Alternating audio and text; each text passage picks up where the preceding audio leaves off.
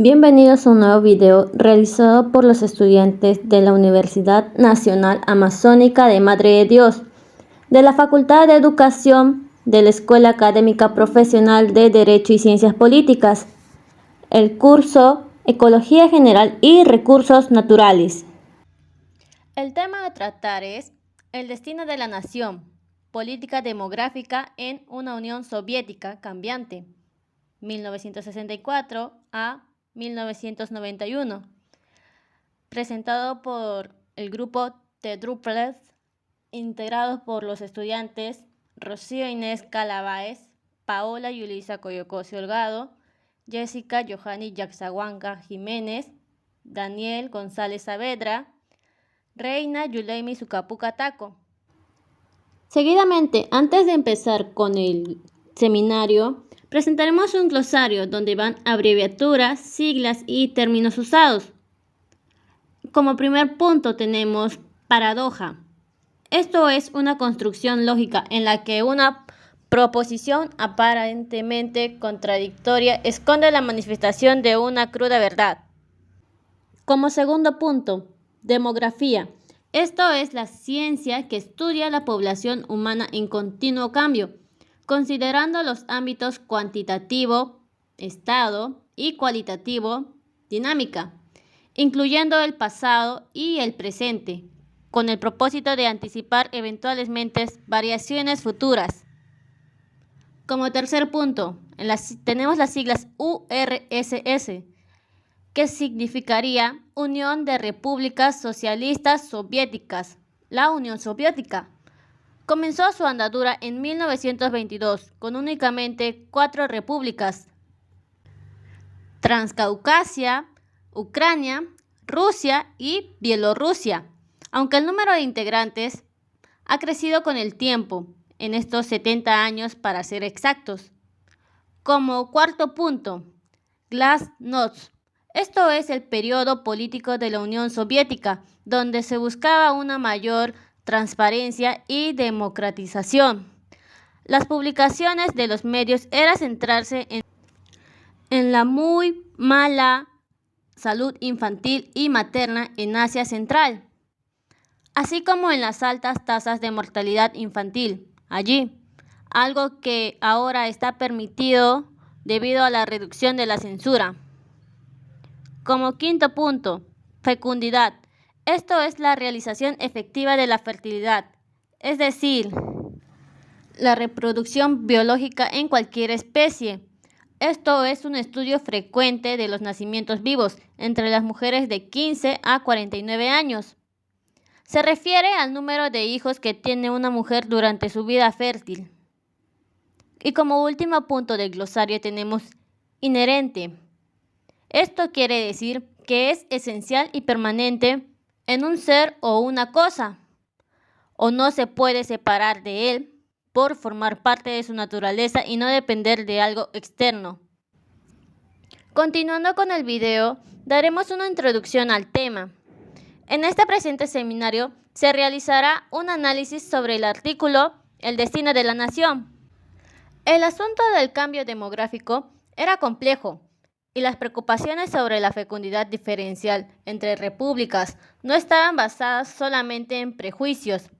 Más bien, el prejuicio y el racismo se mezclaron con preocupaciones prácticas sobre los excedentes y la escasez de una mano de obra. Las repúblicas del continente asiático central tenían escasa movilidad gremial, ya que los individuos no estaban dispuestos a renunciar a su sociedad cultural. Tenían un bajo grado de ruso y tendrían a no recibir capacitación en el tipo de industrias pesadas que requerían trabajadores en otros sitios de la Alianza Soviética.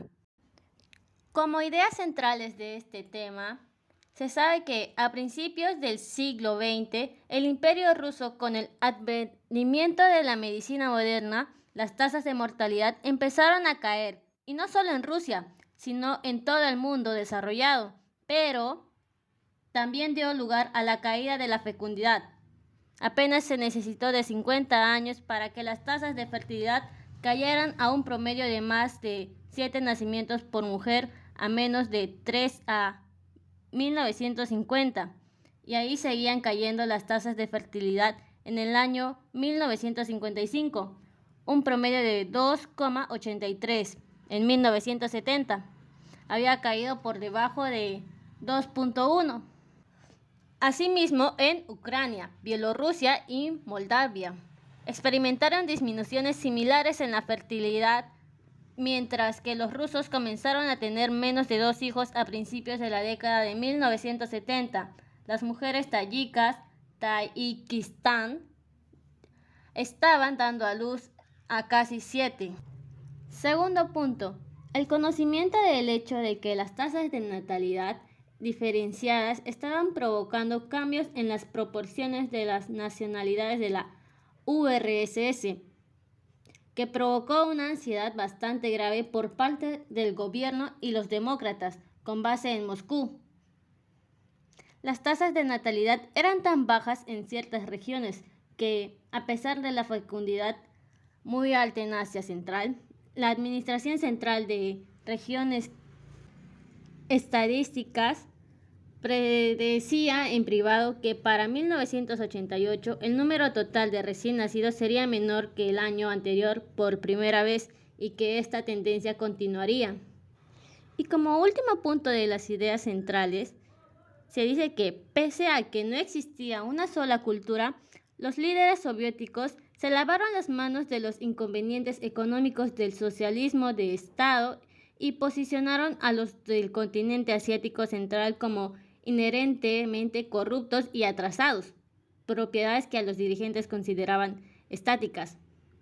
Al realizarlo, se absolvió a Moscú de cualquier responsabilidad, ya que en teoría los inconvenientes se derivaban de la cultura de los habitantes. Llegando ya a la parte final del video, sacamos conclusiones y como estas tenemos 4 puntos. El primer punto dice que los líderes rusos y gran parte de la intelectualidad eslava temían que su dominio dentro de la región se viera socavado si ya no eran una mayoría numérica. Asimismo, los problemas económicos reales aparecieron como resultado de la fecundidad diferencial y los desequilibrios laborales que provocó. Segundo punto. Desde una perspectiva política, las cuestiones de población y fertilidad durante décadas de 1970 y 1980 no cambió, ya que las tasas de fecundidad de la cohorte completa no cambiaron con las políticas pronatalistas de las décadas de 1970 y 1980, lo que significó que el gobierno no logró el resultado deseado de igualar las tasas diferenciales de fecundidad. Las élites locales, el hecho de que los líderes de Moscú no supieron valorar los inconvenientes estructurales y operativos del sistema soviético, los abandonó, incapaces de afrontar dichos retos. Finalmente, los monumentales inconvenientes que afrontan los líderes sencillamente parecían más sencillos de abordar una vez que se veían por medio del prisma de la política de población. Y como último punto de estas conclusiones, decimos que la propaganda sobre la maternidad era simple y barata, comparativamente con volver a preparar a la población. Incentivar en realidad la migración a zonas con escasez de mano de obra o hacer que los de la periferia se identificaran verdaderamente con la Unión Soviética como una nación. Gracias por haber llegado a esta parte final del video, presentado por el grupo The Droplets.